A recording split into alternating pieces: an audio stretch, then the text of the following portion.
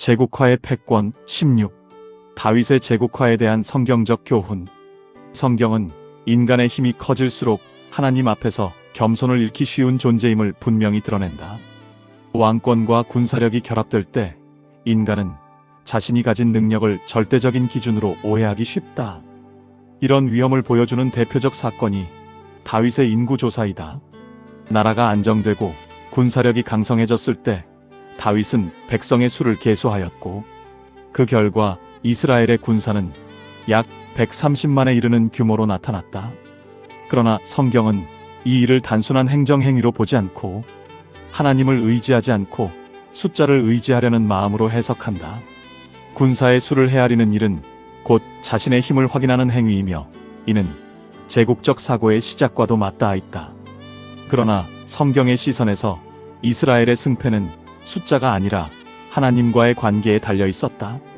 선지자들이 반복하여 말과 병거를 의지하지 말라고 외친 이유도 여기에 있다. 다윗은 이 사건 이후 자신의 죄를 깨닫고 깊이 회개하였으며 이는 인간의 힘이 커질수록 신앙은 더욱 낮아져야 한다는 사실을 보여준다. 이와 대조적으로 예수 그리스도의 삶은 전혀 다른 왕권의 모습을 드러낸다. 그는 세상의 방식으로 권력을 행사하지 않으셨고 힘으로 지배하는 길을 선택하지 않으셨다. 오히려 섬김과 희생을 통해 하나님의 나라를 나타내셨으며 십자가를 통해 사랑과 구원의 길을 열어 보이셨다. 성경이 말하는 왕은 군대를 거느리는 존재가 아니라 생명을 내어주는 분으로 나타난다. 이 점에서 다윗의 사건은 인간 권력의 한계를 드러내는 장면이라면 예수님의 삶은 하나님, 나라 통치의 본질을 보여주는 계시라 할 수 있다. 인간의 제국은 힘과 질서 위에 세워지지만 하나님 나라는 의와 사랑과 평화 위에 세워진다. 인간의 권력은 흔들리고 사라지지만 하나님 나라의 통치는 변하지 않는다. 결국 신앙인은 제국의 논리를 따르기보다 하나님 나라의 질서를 바라보며 살아가야 한다. 힘을 의지하려는 본성을 경계하고 하나님을 의지하는 삶으로 나아갈 때 비로소 참된 왕 되심을 이해하게 된다. 17. 제국의 흥망과 하나님의 섭리. 성경의 역사 속에서 인간의 제국은 언제나 등장하고 또 사라지는 흐름 속에 놓여 있었다. 강력한 권력과 군사력을 가진 제국들은 한 시대를 지배하며 세계 질서를 형성하였다. 그러나 시간이 흐르면 그 힘은 약해지고 결국 또 다른 역사적 변화 속에서 무너지는 모습을 보였다. 이런 반복되는 역사 속에서 성경은 단순히 인간 권력의 흥망만을 기록하지 않는다. 오히려 그 모든 과정 속에서도 하나님의 섭리가 역사 가운데 작용하고 있음을 보여준다. 대표적인 사례 가운데 하나가 바벨론 제국의 역사이다. 이 제국은 고대 근동 세계에서 강력한 군사력과 정치적 권력을 통해 여러 민족을 지배하였다. 이스라엘 역시 이 제국의 침략을 통해 나라가 무너지고 포로로 끌려가는 비극을 경험하였다. 그러나 성경은 이런 사건을 단순한 정치적 패배로만 설명하지 않는다. 선지자들은 이 사건 속에서도 하나님의 징계와 역사적 섭리가 작용하고 있음을 강조하였다. 결국 바벨론 역시 시간이 지나면서 역사 속에서 사라졌으며 하나님의 계획은 그 이후에도 계속 이어졌다. 예수님께서 이 땅에 오셨을 때 세계를 지배하던 제국은 로마 제국이었다. 로마는 강력한 군사력과 행정체계를 통해 광대한 영토를 통치하였다. 그러나 그 거대한 제국 속에서도 하나님은 자신의 구속 역사를 이루어 가셨다. 예수 그리스도의 복음은 로마 제국의 도로와 언어 그리고 문화의 흐름 속에서 빠르게 전파되었고 결국 그 복음은 제국의 경계를 넘어 세계 여러 지역으로 확장되었다. 이런 사실은 인간의 권력이 아무리 강해 보일지라도 하나님의 역사는 그 속에서 계속 이루어진다는 점을 보여준다. 이런 성경적 교훈은 인간의 제국을 바라보는 신앙적 태도를 형성한다. 제국은 역사 속에서 강력한 힘을 행사하지만 그 권력은 영원하지 않다. 정치와 군사와 경제의 힘은 결국 시간의 흐름 속에서 변화하게 된다. 하나님의 나라는 인간 권력의 변화에 의해 좌우되지 않는다. 성경은 하나님이 역사의 주권자이시며 인간의 왕들과 제국들 역시 하나님의 섭리 아래에 있음을 증언한다. 18. 제국 속에서 살아가는 신자의 태도. 신앙인은 언제나 특정한 역사와 정치 질서 속에서 살아간다. 성경의 인물들 역시 제국의 권력과 정치 체계가 존재하는 시대 속에서 삶을 살아갔다. 이스라엘 백성은 바벨론과 페르시아와 같은 강대국의 지배를 경험하였고, 신약 시대의 교회 역시 거대한 제국의 질서 속에서 존재하였다. 이런 현실은 신앙이 단순한 내면의 문제가 아니라 역사와 사회 속에서 어떻게 살아갈 것인가라는 질문과 깊이 연결되어 있음을 보여준다. 특히 신약 시대의 예수님과 초기 교회가 살아가던 세계는 로마 제국의 통치 아래 있었다. 많은 이들은 정치적 해방과 민족적 독립을 이루어줄 메시아를 기대하였으나 예수님은 전혀 다른 방식으로 하나님 나라를 선포하셨다.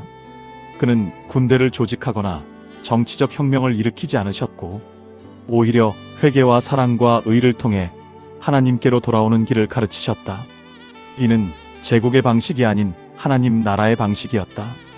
이런 태도는 세금 문제에 대한 가르침에서도 분명히 드러난다. 예수님은 가이사의 것은 가이사에게 주고 하나님의 것은 하나님께 드리라라고 말씀하심으로 정치 질서를 전면 부정하지 않으면서도 궁극적인 주권이 하나님께 있음을 선언하셨다. 당시 로마 황제 디베르의 통치 아래에서 이 말씀은 신자가 가져야 할 균형을 분명하게 보여준다. 초기 교회 역시 이런 균형 속에서 신앙의 길을 걸었다. 그리스도인들은 로마의 법과 질서를 존중하면서도 하나님을 향한 믿음을 포기하지 않았다. 박해 속에서도 무력으로 맞서기보다 믿음과 인내로 견디며 복음을 전하였다. 이런 모습은 세상의 권력과 하나님 나라 사이에서 신자가 취해야 할 태도를 잘 보여준다. 결국 신앙인은 제국 속에서 살아가지만 그 권력을 절대화하지 않는다. 세상의 질서를 존중하되 궁극적인 주권이 하나님께 있음을 기억하며 살아간다. 이런 균형이야말로 역사 속에서 신앙인이 걸어가야 할 바른 길이라 할 수 있다. 19. 힘의 논리를 넘어서는 하나님 나라의 가치. 인류의 역사는 힘과 권력을 중심으로 움직여온 것처럼 보인다. 강한 군사력과 경제력 그리고 정치적 영향력을 가진 국가는 세계 질서 속에서 큰 역할을 수행하며 주변 국가들의 영향을 미친다. 이러한 현실 속에서 제국의 형성과 패권 경쟁은 역사 속에서 반복되어 온 중요한 흐름이 되었다. 그러나 성경은 이러한 역사적 흐름을 단순히 힘의 논리로만 설명하지 않는다. 오히려 인간의 권력과 제국의 질서 너머에 있는 하나님 나라의 가치를 보여준다. 구약 시대의 역사 속에서도 하나님은 인간의 힘이 절대적인 것이 아님을 반복해서 가르치셨다. 군사력과 숫자가 아무리 많아도 하나님을 떠난 힘은 결국 한계를 드러내게 된다. 다윗이 백성의 수를 계수한 사건 역시 이러한 교훈을 보여준다. 인간은 숫자와 권력을 통해 자신의 힘을 확인하려 하지만 성경은 진정한 승리가 하나님께 달려있음을 강조한다. 이러한 메시지는 인간의 제국이 가진 근본적인 한계를 드러낸다. 이러한 성경적 메시지는 예수 그리스도의 삶에서 더욱 분명하게 나타난다. 예수님은 세상의 왕들이 보여주는 권력의 방식과 전혀 다른 길을 선택하셨다. 그는 군대를 모아 제국을 세우지 않으셨고 힘으로 사람들을 지배하려 하지도 않으셨다. 오히려 그는 하나님 나라의 의와 사랑과 평화를 선포하며 새로운 가치의 질서를 보여주셨다. 성경은 예수 그리스도를 평화의 왕으로 증언하며 그의 통치가 세상의 권력과 다른 성격을 가진다는 사실을 강조한다. 예수님의 가르침 속에서 하나님 나라는 힘의 경쟁이 아니라 사랑과 섬김의 질서로 나타난다. 그는 원수를 사랑하고 폭력에 폭력으로 대응하지 말 것을 가르치셨다. 이러한 관점에서 볼 때 신앙인은 제국의 역사 속에서도 하나님 나라의 가치를 바라보며 살아가게 된다. 세상의 권력은 역사 속에서 계속 변화하지만 하나님 나라의 원리는 변하지 않는다. 사랑과 정의와 평화라는 하나님 나라의 가치는 어떤 제국의 시대 속에서도 신앙인이 붙들어야 할 기준이 된다. 20. 평화의 왕을 따르는 신자의 역사인식. 인류의 역사는 수많은 제국의 등장과 몰락으로 이어져 왔다. 강력한 군사력과 경제력과 정치적 권력을 기반으로 형성된 제국들은 한 시대의 질서를 주도하며 세계의 흐름을 이끌어왔다. 그러나 시간이 흐르면 그 힘은 점차 약해지고 결국 또 다른 변화 속에서 새로운 질서가 등장한다. 이런 반복 속에서 우리는 인간의 권력이 결코 절대적이지 않다는 사실을 발견하게 된다. 제국은 강대해 보이지만 그 역시 시간의 흐름 안에서 한계를 드러내는 존재이다. 성경은 이런 역사 속에서도 하나님이 역사의 주권자로 일하고 계심을 분명히 증언한다. 인간의 왕과 국가와 제국은 끊임없이 흥망을 반복하지만 하나님이 이루시는 구속의 역사는 중단되지 않는다. 이런 관점에서 신앙인은 역사를 단순한 권력 경쟁의 연속으로 이해하지 않는다. 수많은 사건과 변화 속에서도 하나님이 자신의 뜻을 이루어 가신다는 믿음으로 역사를 바라보게 된다. 이는 역사인식의 방향을 근본적으로 새롭게 한다. 이런 시각은 예수 그리스도의 삶과 사역에서 더욱 분명하게 드러난다. 성경은 예수 그리스도를 단순한 종교 지도자가 아니라 하나님 나라의 왕으로 증언한다. 그러나 그의 왕권은 세상의 제국이 보여주는 방식과 전혀 다르다. 그는 군사력이나 정치적 힘으로 세상을 다스리지 않으셨다. 오히려 겸손과 섬김과 희생을 통해 하나님 나라의 통치를 나타내셨다. 십자가의 길은 세상의 기준으로 보면 패배처럼 보이지만 성경은 그 사건을 통해 하나님의 구원이 이루어졌다고 선언한다. 이 사실은 신앙인이 역사를 바라보는 눈을 변화시킨다.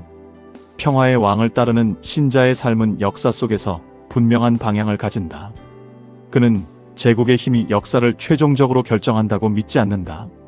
오히려 하나님이 역사의 주권자이시며 예수 그리스도를 통해 나타난 하나님 나라가 궁극적인 소망임을 믿는다. 이런 믿음은 어떤 시대와 어떤 질서 속에서도 변하지 않는 기준이 된다.